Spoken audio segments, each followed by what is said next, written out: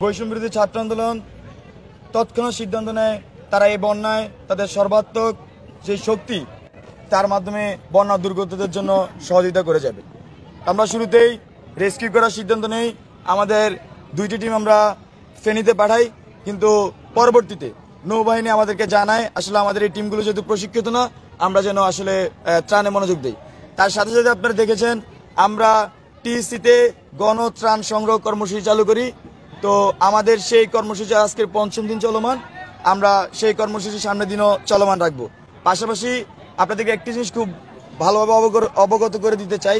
আপনারা দেখছেন যে টিসিতে ত্রাণ আসছে, তো সেই ত্রাণ প্রতিনিয়ত আমাদের যে পিছনে কারাজ আছে, কারাজের সামনে দিয়ে কিন্তু সেই ত্রাণ হচ্ছে সারা দেশে বিলি হচ্ছে।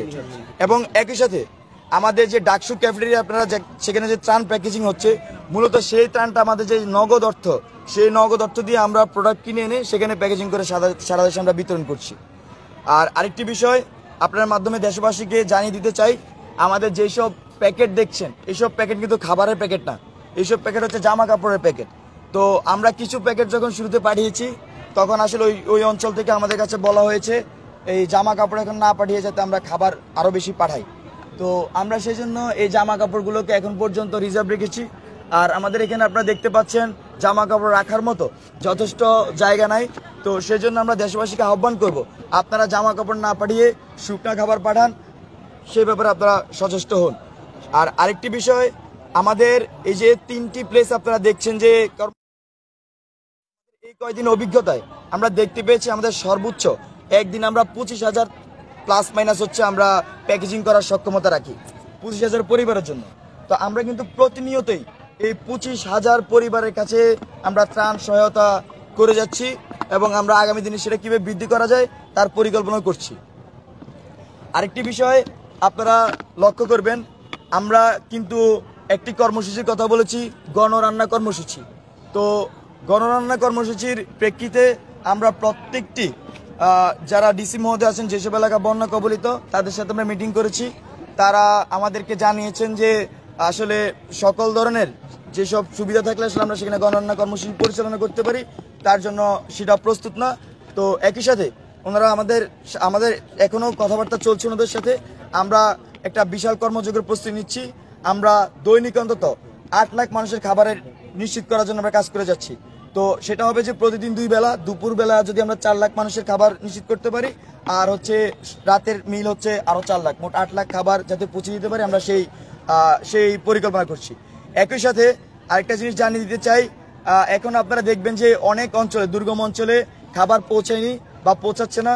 সত্যিকার অর্থে বলতে গেলে যে ডিমান্ড, যেই বন্যা কবলিত অঞ্চলে যে চাহিদা তৈরি হয়েছে, সত্যিকার অর্থে আমাদের এখান থেকে ক্যাপাসিটি আমাদের খুবই কম। সেই জন্য দেখা যাচ্ছে যে আমি সব এলাকায় যদি ত্রাণ পাঠাতে চাই, মানে একদিন যদি এক এলাকা করে পাঠাই, তাহলে অন্তত সম্পূর্ণ এলাকা পাঠাতে আমাদের 20 দিন সময় লাগবে। আমাদের যেটা আমরা অ্যাসাম্পশন, মানে আমাদের যে ক্যাপাসিটি আমরা এখন পর্যন্ত যা করছি। তো সবকিছু মিলিয়ে দেশবাসীকে আহ্বান করব, আপনারা আরো স্বপ্রণোদিত হয়ে আরো বেশি ত্রাণ নিয়ে যান। আমরা বৈষম্য বিরোধী ছাত্র আন্দোলনের পক্ষ থেকে আমাদের সর্বোচ্চ ক্যাপাসিটি দিয়ে আমরা চেষ্টা করে যাচ্ছি। আর সর্বশেষ যে বিষয়টি উল্লেখ করতে চাই, আমাদের যেই গণত্রাণ সংগ্রহ কর্মসূচি টিসি সহ এই আমাদের জিমনেশিয়াম ঢাকা বিশ্ববিদ্যালয় এবং ডাকসুতে চলছে, সেই গণত্রাণ কর্মসূচি চলমান থাকবে এবং বৈষম্য বিরোধী ছাত্র আন্দোলন বাংলাদেশের মানুষের স্বার্থে যে কোনো প্রয়োজনে, যে কোনো দুর্যোগে সবসময় থাকবে এখনো, এবং এই বন্যাতেও কাজ করে যাবে এবং বন্যা পরবর্তী সময়েও আমরা কাজ করার জন্য সদা প্রস্তুত থাকবো। ধন্যবাদ সবাই। জি, সারা বাংলাদেশ থেকে বৈষম্য বিরোধী ছাত্র আন্দোলনের ব্যানারে ত্রাণ সংগ্রহ করা হচ্ছে, এটা আপনাদের কাছে পৌঁছাচ্ছে কিনা বা কেউ পৌঁছাতে চাইলে কি করবে? আচ্ছা, আমাদের সাথে অনেকে যোগাযোগ করেছে যারা বৈষম্য বিরোধী ছাত্র আন্দোলনের মাধ্যমে ফান্ড কালেক্ট করছে নামে। আমি তো আর সেখানে সরজমি দেখছি না, তবে আমরা সাজেশনটা করছি যে আমাদের ব্যাংক অ্যাকাউন্ট আছে, আমাদের নগদ, বিকাশ এবং রকেট মানে মোবাইল ব্যাংকিং সিস্টেম আছে, এবং আপনারা জানেন যে নগদ ক্যাশ আমরা সংগ্রহ করছি। তো আমরা তাদেরকে সাজেস্ট করি যে আপনারা এই দুইটি মাধ্যম ব্যবহার করতে পারেন, নগদ, বিকাশ, রকেট মানে মোবাইল ব্যাংকিং, আর হচ্ছে সরাসরি ব্যাংকিং লেনদেনটা করতে পারেন যারা দূরবর্তী অঞ্চল আছে। আর যারা আশেপাশে থাকে তাদের যদি নগদ ক্যাশ থেকে আমরা ওনাদেরকে আহ্বান জানাই আপনারা টিসি দেশে নগদ ক্যাশ দিয়ে যাবেন। এবং একই সাথে আমি আপনাদের আরেকটা জিনিস জানিয়ে দিতে চাই, আমাদের সাথে বিভিন্ন গ্রুপ বা এই বিভিন্ন ইন্ডাস্ট্রি ওনারাও যোগাযোগ করে যে আমাদেরকে সহায়তা করার জন্য। সেই ক্ষেত্রে আমাদের আপনাদের মাধ্যমে আরো আমাদের থাকবে, আহ্বান থাকবে, ওনারা আমাদের যাতে যে ব্যাংক অ্যাকাউন্টগুলো আছে তার মাধ্যমে আমাদের সাথে লেনদেন করে, তাহলে আমাদের জন্য সহজ হয় এবং আমরা এই কাজটা খুব সহজেই পরিচালনা করতে পারি।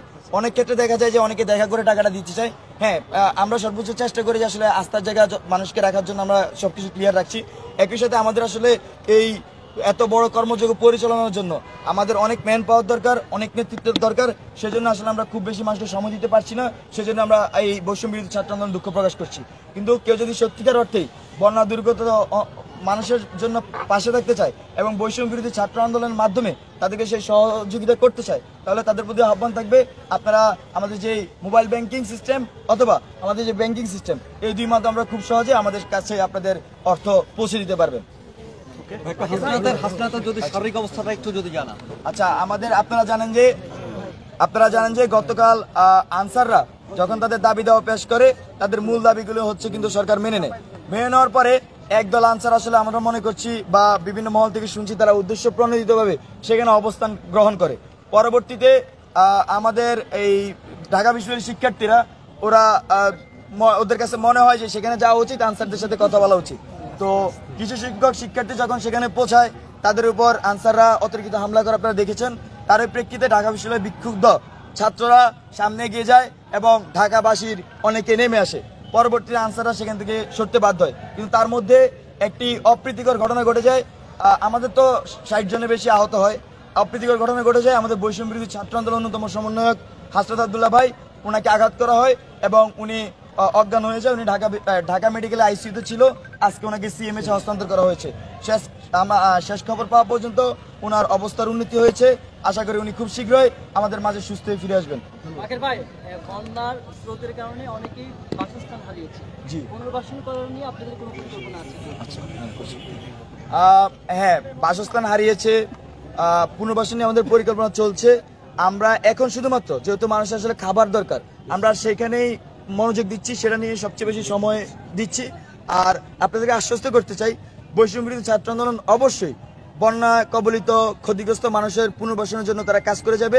আপনারা জানেন আমাদের কাছে যে ফান্ডিং আসছে তার একটা অংশ আমরা খরচ করতে পারছি। আমি সেখানে উল্লেখ করতে চাই, ঢাকা শহরে কিন্তু সোর্স খুব কমে গেছে। এই যে শুকনো খাবারের সোর্স কিন্তু আমরা পাচ্ছি না। আমরা কিন্তু সর্বোচ্চ চেষ্টা করছি, আমাদের খাবার সাপ্লাই হচ্ছে না। একদম এসিআই থেকে শুরু করে বড় বড় কোম্পানিগুলোর সাথে আমরা যোগাযোগ করার চেষ্টা করছি। আমাদের কাছে যথেষ্ট পরিমাণ সাপ্লাই কিন্তু নাই। তো আমাদের যে টাকাগুলো আছে সেগুলো অবশ্যই আমরা বন্যায় ক্ষতিগ্রস্তদের জন্য পুনর্বাসনের জন্য আমরা খরচ করবো। এছাড়াও যখন আমরা পুনর্বাসন করবো তখন আমরা আসলে নতুন কর্মসূচি দিব। আপনারা সেখানে আশা করি ইনোভেটিভ কোনো কর্মসূচি দেখতে পাবেন।